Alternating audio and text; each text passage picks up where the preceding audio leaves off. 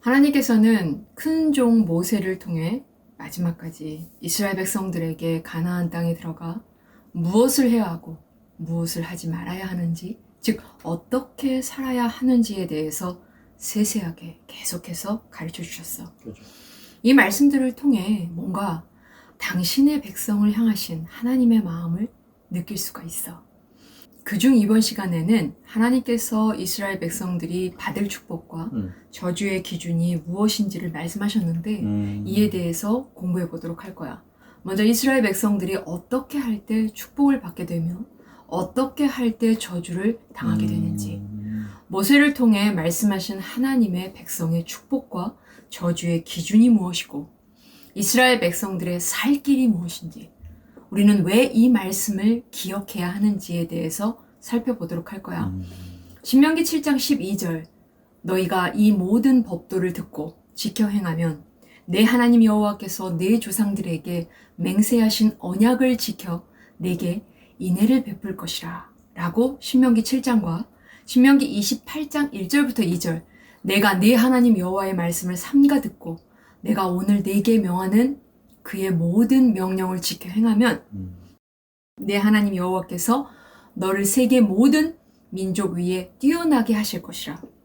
내가 내 하나님 여호와의 말씀을 청종하면 이 모든 복이 내게 임하여 내게 이르리니 라고 신명기 28장에서 하나님의 말씀에 순종했을 때, 지켜 행했을 때 받게 될 축복을 말씀하셨어. 뿐만 아니라 신명기 28장에서 동시에 말씀에 불순종했을 때 받게 될 저주에 대해서도 말씀하셨어. 하나님 백성에 대한 축복과 저주의 기준은 세상의 축복과 저주의 기준과 같이 힘과 능력과 부, 이런 것들이 아니야. 그죠? 하나님 백성에 대한 축복과 저주의 기준은 하나님의 말씀에 순종했느냐, 불순종했느냐야. 이를 잘 보여주는 본문이 있지. 바로 창세기 9장 26절이야. 또 가로되 셈의 하나님 여호와를 찬송하리로다. 가나안은 셈의 종이 되고 라는 본문 기억나지? 그죠. 창세기 9장에서 셈이 받은 축복과 함이 받은 저주의 기준은 오직 하나님의 백성이 되느냐 안 되느냐, 즉 하나님께서 나의 하나님이 되어주시느냐 안 되어주시느냐, 그죠. 하나님을 섬기느냐 안 섬기느냐가 기준이었어. 결국 신명기에서 말씀하신 축복과 저주에 대한 것 역시 그죠. 하나님을 섬기느냐 안 섬기느냐와 그죠. 연결되어 있어. 말씀을 지켜 행하는 것은 하나님을 섬기는 것이야. 말씀을 지키지도 행하지도 않는 것은 하나님을 섬기지 않는 것이야. 그렇지? 그죠. 그러므로 좀 전에 설명했던 신명기 7장과 28장은 창세기 9장의 셈이 받은 축복과 함이 받은 저주의 말씀과 같은 의미의 말씀임을 알 수 있어. 그렇네. 하나님께서는 이스라엘 백성들이 약속하신 땅에 들어가 하나님의 법도와 규례를 지켜 순종하면 하나님의 뜻을 이스라엘 백성들을 통해서 이루어 가시겠다고 말씀하셨어.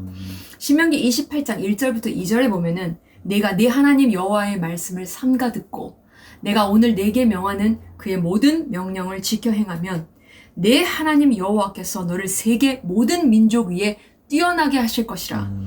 내가 내 하나님 여호와의 말씀을 청종하면 이 모든 복이 내게 임하여 내게 이르리니 라고 하나님의 말씀을 지켜 행하면서 받은 사명인 통로의 역할을 잘 감당하면 그죠. 거룩한 백성으로서 번성하여 너를 세계 모든 민족 위에 뛰어나게 하실 것이라고 세계 모든 민족 중에 가장 뛰어난 승리자로 만들어주시겠다고 약속하신 거야. 결국 세계 모든 민족 가운데에서 하나님의 백성으로서 으뜸이 되는 민족과 나라가 될 것이라는 이 축복은 가나안 족속의 화려하고 거대한 종교와 오랜 전통의 찬란한 문화, 다시 말해서 세상의 지식과 사상과 경제 원리, 군사의 힘, 무기 등으로 얻을 수 있는 것이 아니라는 것을 그죠. 알려주신 거야. 그죠. 오직 하나님의 말씀에 다스림을 받을 때, 오직 하나님의 말씀에 철저히 순종할 때, 맞아. 세상에서는 누릴 수 없는 하나님께서 주시는 거룩한 부요함을 누릴 수 있다는 것을 알려주셨다는 말이야.